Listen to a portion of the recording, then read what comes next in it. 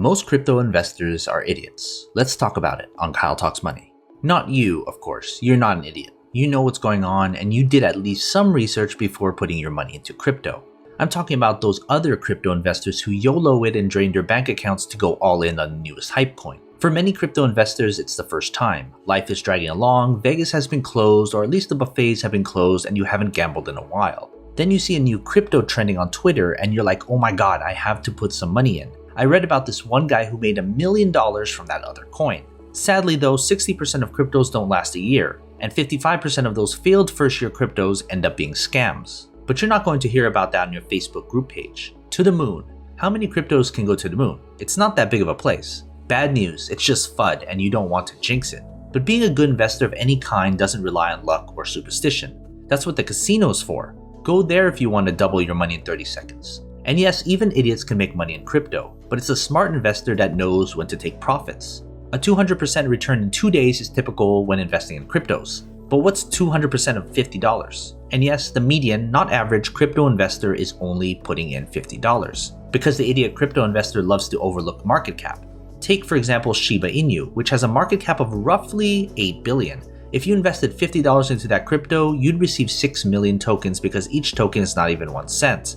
But then you have these idiots hoping it reaches 1 cent. That would make their 6 million tokens worth $60,000. If it reaches 10 cents, oh my god, $600,000. If Shiba Inu reaches $1, your $50 investment would be worth $6 million.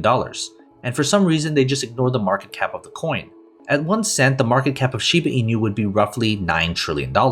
You get that Bitcoin's peak was only like $1 trillion, right?